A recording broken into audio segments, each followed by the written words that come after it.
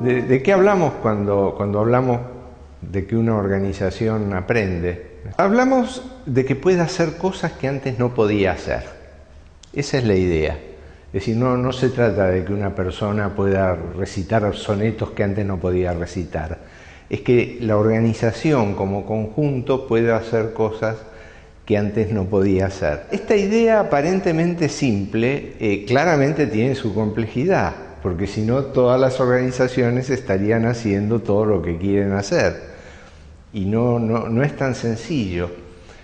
Ocurre que el conocimiento se ha convertido en un factor de la producción. ¿Por qué? Porque estamos en una revolución de los transportes y las telecomunicaciones, donde no importa lo que uno haga, va a haber otro en alguna parte que lo hace mejor, más rápido, más barato, y hay que innovar. E innovar requiere generar conocimiento, no es solamente una cuestión de usar conocimiento que está ahí afuera esperándonos. Es cuestión de generar conocimiento. Y el conocimiento es elusivo. Muchas veces, si solamente supiéramos lo que sabemos, si nosotros tenemos un buen producto, bueno, tenemos algo bueno, pero alguien lo va a copiar muy rápidamente. Y si tenemos tecnología, y la va a comprar. Y si tenemos gente, y la gente se muda de trabajo, pero además no es la gente solamente, es el management de la gente. Pero el management hay que cambiarlo de acuerdo al contexto.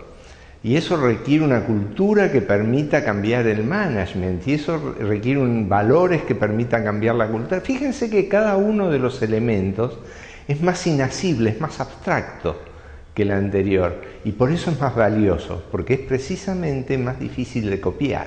Por otro lado, el conocimiento no es necesariamente información, o por lo menos no es solamente información. Si nosotros pudiéramos hacer todas aquellas cosas de las que estamos informados, que deberíamos hacer, e incluso estamos informados de cómo se hacen, pero no las hacemos. El conocimiento tiene que ver también con otras cosas, no es solamente dato, no es solamente información. Hay una historia que a mí me gusta contar porque lo entendí cuando escuché esta historia. En una aldea del Perú había indígenas que no hervían el agua y como la sacaban del río se parasitaban. Entonces los médicos del hospital fueron casa por casa explicándoles que había que hervir el agua para que no se parasitara, para matar los parásitos. Nadie lo hizo. Los médicos, que ya de por sí eran prejuiciosos, se convencieron de que los indios vivían en la pobreza porque ves cómo son. Alguien se tomó el trabajo de ir casa por casa preguntando. Bueno, no había leña. Ellos trabajaban en la zafra 14 horas por día. Los chicos tenían que ir a la escuela. Juntar la leña no era fácil para calentar agua, para después dejarla enfriar, para matar unos bichos que ellos jamás habían visto. Es más, ni siquiera el médico los había visto. Les habían contado que estaban. Y además, claramente, las enfermedades las producía el mal de ojo, el empacho, el enquistarse con los dioses, todo ese tipo de cosas.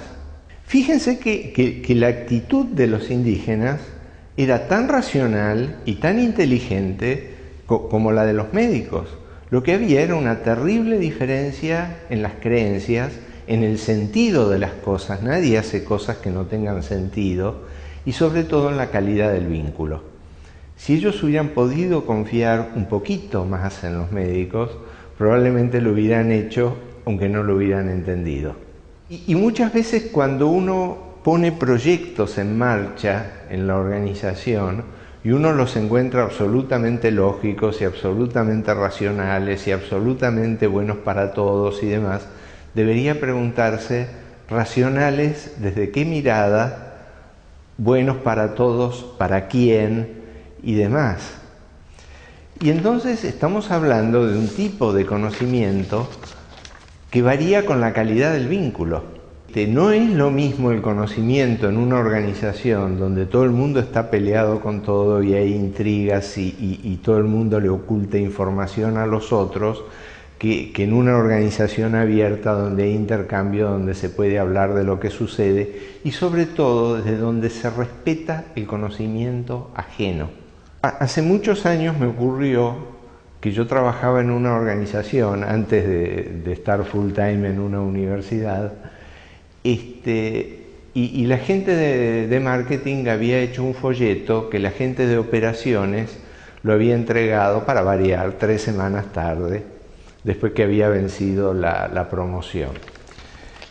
Junté a la gente de marketing y de operaciones en mi oficina, dos personas que cuenten a ver qué había pasado. La historia de los de marketing era para llorar, todo el trabajo que se había perdido. Los de operaciones simplemente los miraron y dijeron, les dijimos que el folleto no podía tener más de 10 centímetros. No tiene más de 10 centímetros, no. Tenía 10 centímetros 2 milímetros. La diferencia es que la máquina ensobradora no los podía meter adentro de los sobres. Y eran 300.000 sobres. Y llevó 3 semanas ensobrarlos en vez de una noche.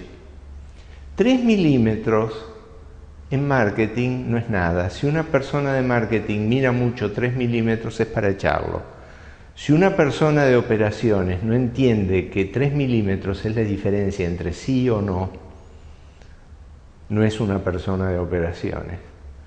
Entonces, construir conocimiento dentro de la organización no implica que todo el mundo sepa todo. Todo el mundo tiene que saber por lo menos qué es lo que saben los otros y respetar el conocimiento ajeno, entender las prácticas del otro.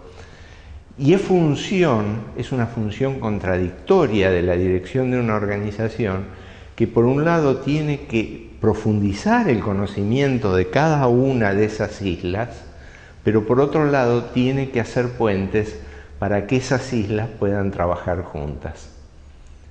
Esa construcción que empiezan a crear esos vínculos es precisamente el conocimiento organizativo.